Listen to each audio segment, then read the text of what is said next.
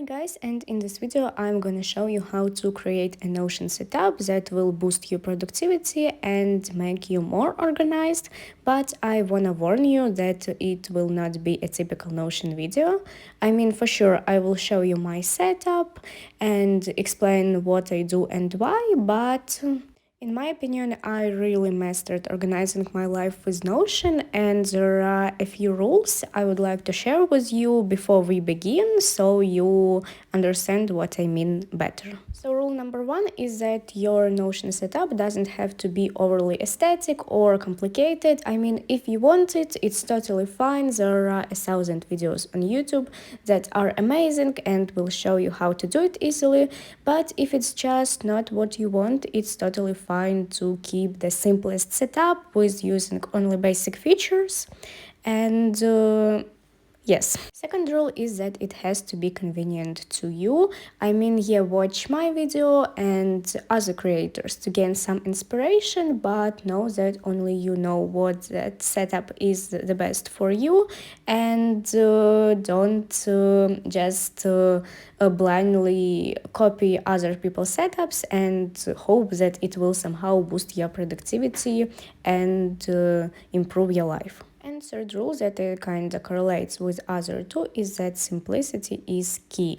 So firstly, you really do a basic setup using only Notion features, and then when you use it in the process, you will naturally understand what you need to upgrade, to automate, and from that you can again Google and watch some videos on how to do that. Now let's see my Notion setup for personal use. So the most used page for me is the one where I plan my day, and on the top of it I write my to-do list with not more than 5 tasks that are like unique for this day, and then goes my habits that I do every day no matter what, like that never changes. So you already can see that I use the simplest tools and like the tick, the how to say it, and headings, but for sure a few emojis won't hurt, but I just like it like that. And then goes my life vision board, which is probably the most personal because here are all my goals for up to 1 month to really years and decades, but I mean, I doubt a lot of people will watch this video anyway. So again, my idea is to plan some goals for the months, for the year, and for the 5 years, and of course I have a vision for like my life generally, and yeah, a lot of planning. Again, you can see it's simple, minimalistic, but really convenient and gets the job done, so I'm not complaining. But yes, I firmly believe that we all should have our goals written somewhere, so if Notion works for you, that is an amazing idea because you can reread them basically anytime. And then it becomes really personalized because I have this block. I actually have 2 blocks. That's why I have 2 separate pages for them. So see guys, that's about what do you want and what you need to have in your Notion. Like if for me it's my blog, and trust me, I tried all these tables, content formulas, automatic, whatever that took me the whole day to put on a setup, but really this is the one that works for me, and that's what I recommend to you. I mean, I recommend you to get personal, so if you need meal plans in Notion, yes, that's a good idea to start that page. For example, I don't, that's why I don't have it, but really take a list and think what areas of my life are disorganized and where I would like to keep it all together. And now I'm showing you my random topics file, but really what I need may be not what you need, and vice versa, so yeah. Another example, so I'm tutoring some kids in English, and yeah, I have the whole Notion page dedicated to it, of course, and there I have each of them, like what are their goals, what are their like problems in English, how I structure my lessons with them, and just general information where I can like find these exercises.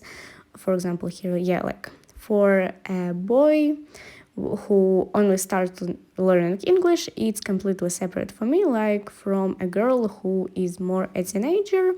And I structure their lessons differently, and Notion just allows me to do it really conveniently. So I love Notion. But yes, at this point, I'm probably bubbling and nobody's gonna watch this video. So let's move to the academic setup.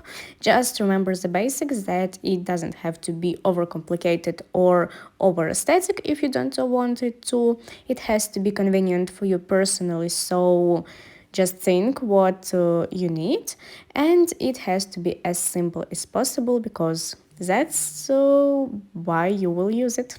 And with academic setup, I will just quickly explain it to you because unfortunately I study not in English and you will probably not understand much from what is on the screen. So yeah, focus more on what I'm talking. And first of all, if you're not using Notion to organize your academic things, maybe it's working for you, but trust me, it's so much more convenient than Google Docs or whatever.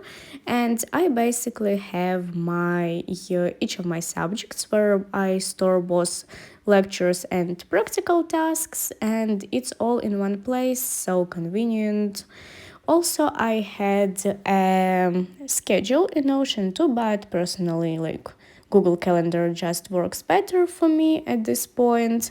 And I have a file which is called basically an archive, where I store all my information that I used on the first, second, and third years of university, which is very convenient because sometimes I really need information from there just to remind myself. So that's been a lifesaver, and of course a separate page where I store some important documents that I want to save. And yeah, so to sum up, with Notion, you cannot really predict what pages you might need in the future, but if you ever do need something, you just create a new page and start with basic heading, bullet points, numbers, and it's just gonna save you so much more time. And if you watched this video till the end, I love you, and here's